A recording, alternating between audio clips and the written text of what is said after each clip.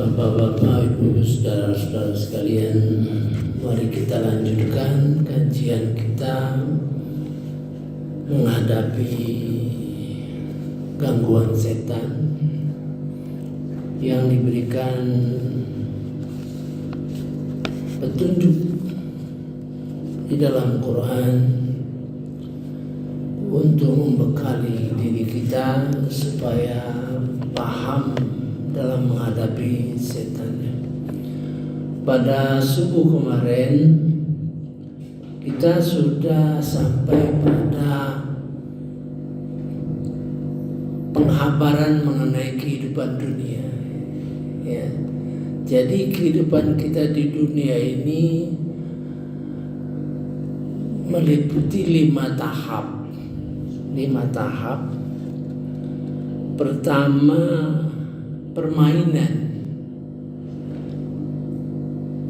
permainan seperti anak-anak mesti, ya. Kedua, walahun, senda gurau.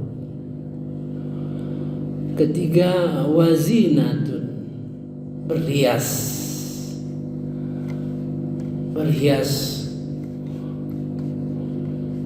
Kalau bisa punya mobil baru, rumah baru gitu ya.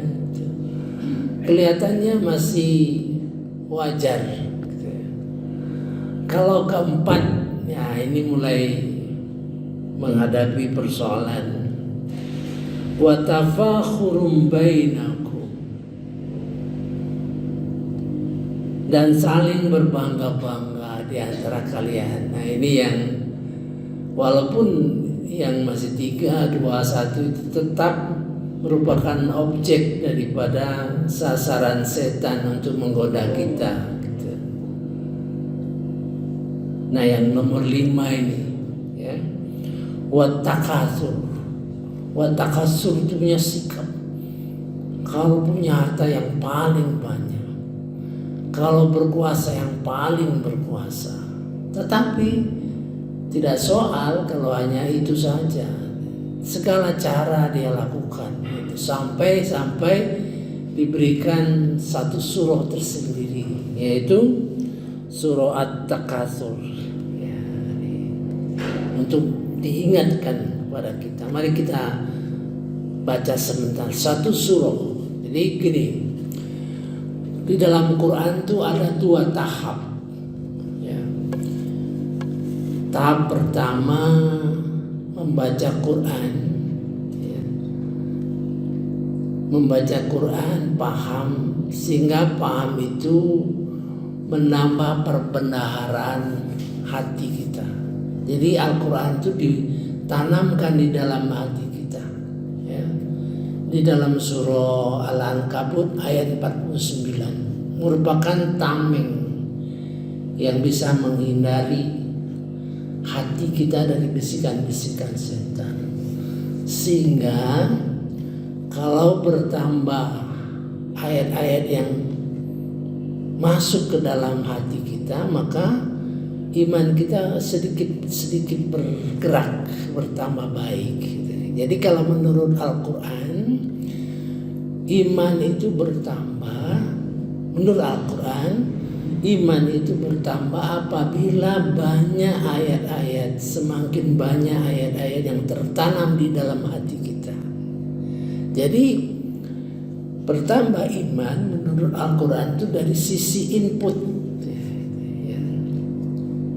Kemudian Rasulullah menggambarkan bertambah iman itu adalah apabila bertambah amal.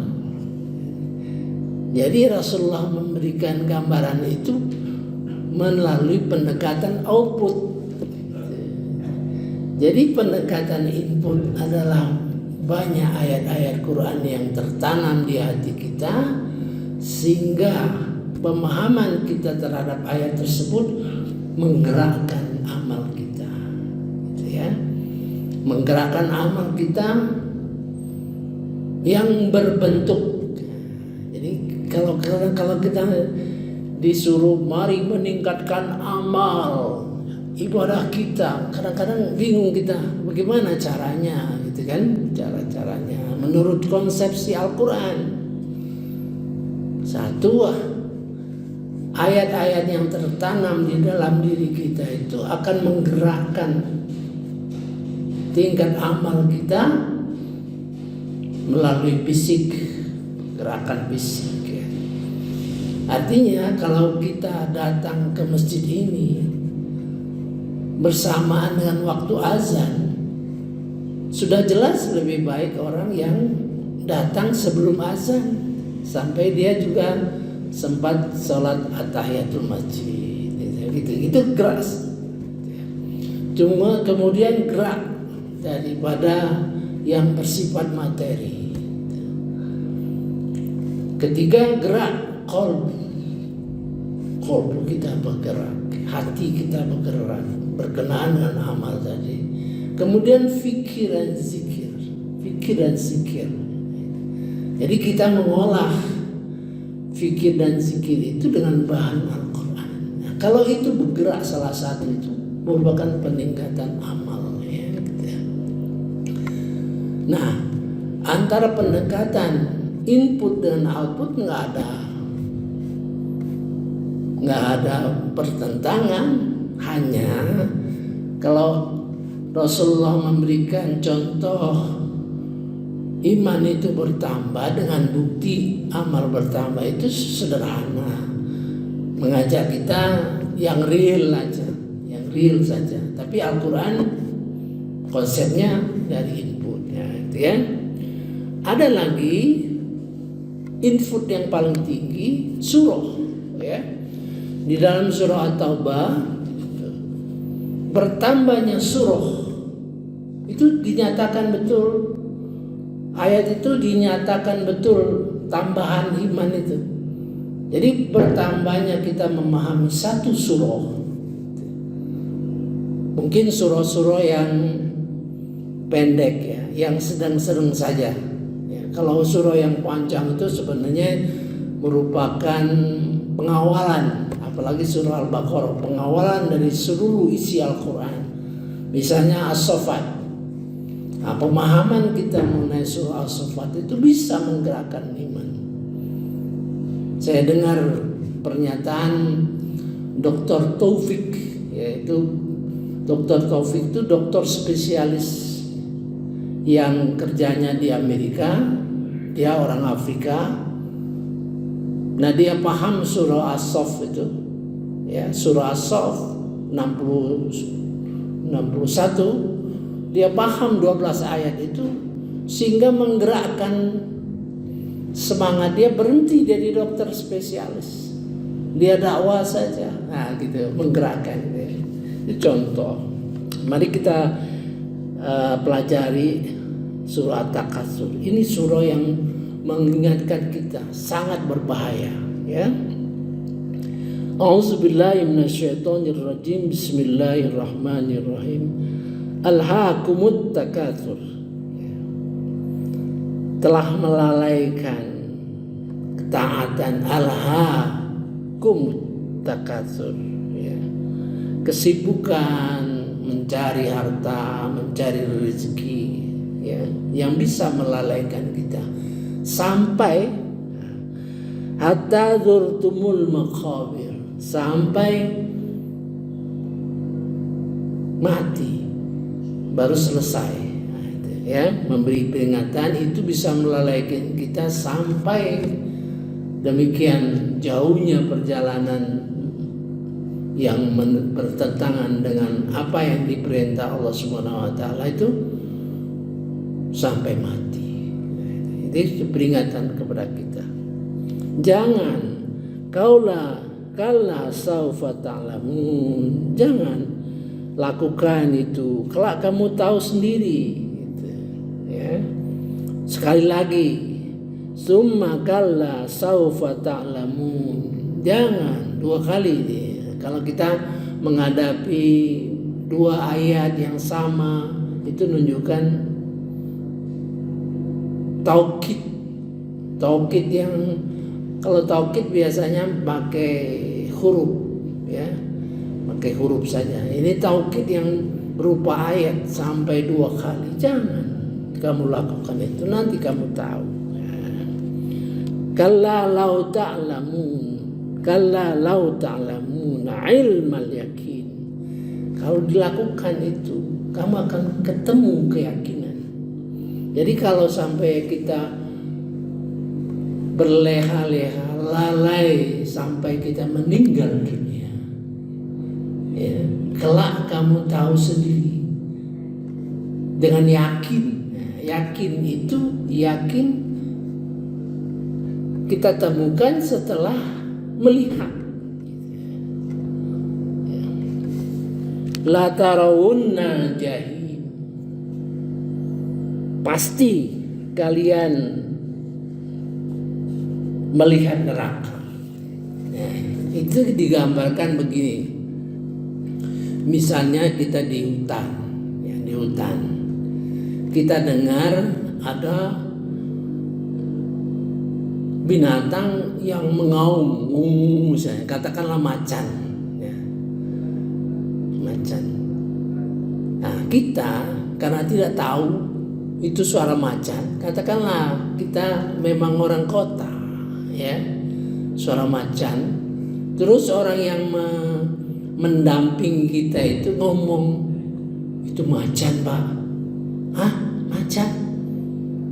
Belum dilihat. Nggak yakin dia, mau lihat dulu macan itu. Jadi dia mengendaki ainul yakin. Seharusnya ilmu yakin. Dengan ilmu yakin sudah kita yakini secara ilmu itu macan. Nah, jangan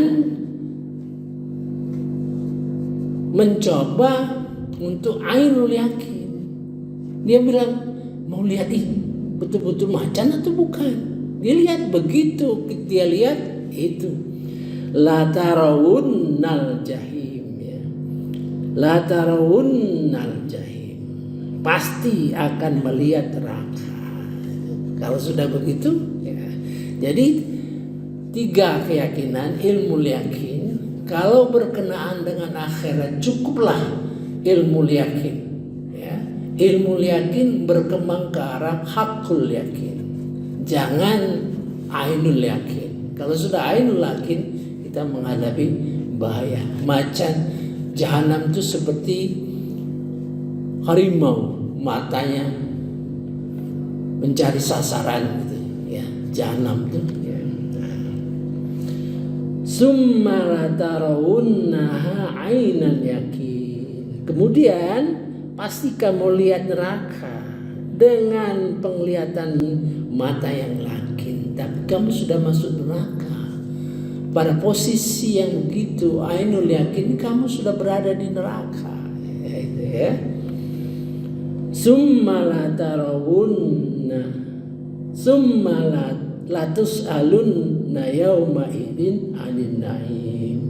Kemudian kamu benar-benar ditanya pada hari itu tentang semua nikmat di dunia ini. Ini mengapa diberikan satu surah tersendiri, itu menunjukkan sangat penting kita dalam kehidupan itu, ya. Jadi 5 itu betul-betul kita tahu, ya, apa-apa yang harus dihindari, apa-apa yang harus dijalankan, dengan harapan, ya, kita akan menemukan sesuatu. Kalau baik kita melaksanakannya, wa fil akhirati adzabun syadid. Kalau jelek, kita akan menemukan azab yang pedih. Kalau baik, wa maghfiratun minallahi wa ridwan, dan ampunan dari Allah dan kurnianya. Momal hayatud dunya illa mata'ul.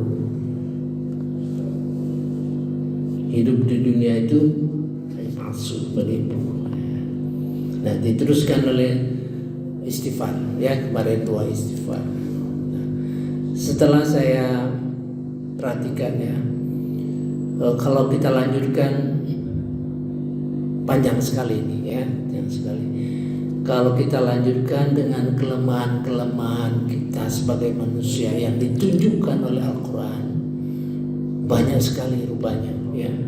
Ada kelemahan sifat kita iri, ada kelemahan sikap kita tamak, ada kelemahan sifat kita congkak, ada kelemahan sikap kita angkuh, ada kelemahan kita tergesa-gesa, ada kelemahan kita, sikap kita kurang pengetahuan, sikap kita pengennya yang simpel, sederhana gitu ya. Itu merupakan kelemahan kita.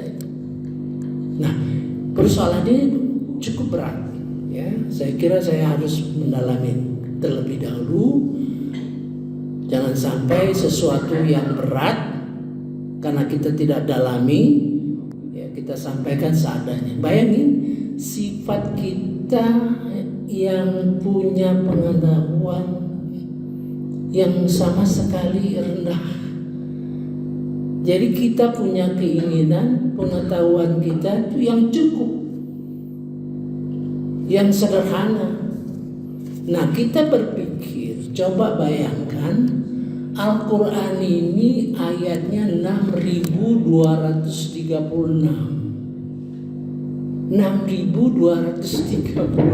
ayat ya.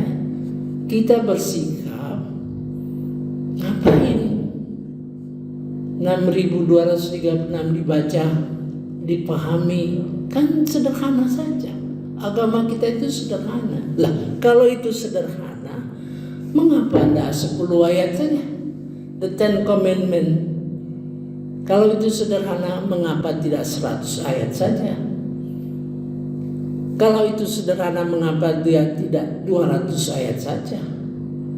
Kalau agama kita itu sederhana, mengapa ada 400 ayat saja? Kalau agama kita sederhana, mengapa ada 1000 ayat saja? 2.000, 3.000, 4.000, 5.000, 6.000 sampai. Jadi itu tidak sederhana. Hanya kita diperintah untuk belajar membaca Al-Quran pelan-pelan, ya, pelan-pelan gitu ya. Jadi sikap kita terhadap Al-Quran itu ada ditunjukkan petunjuk ayat-ayat Al-Quran. Bacalah dengan tartil, artinya sesuai dengan bacaan normal ya, kaidah tajwid, makhraj hurufnya baik gitu. Kepada Nabi Muhammad diperintah jangan tergesa-gesa, karena kamilah yang bertanggung jawab untuk menanamkan isi Al-Quran itu di dalam hatimu. Nah, gitu. Sesungguh Al-Quran itu adalah mulia, ya. Artinya kita harus sanjung setiap kalimat-kalimat, jangan diremehkan, perlu diperhatikan. Kalau tidak mengerti, ya, baca terus, pelajari terus, ya. Menanya orang yang ahli, ya. Jadi terus di dalam hidup kita itu, ya.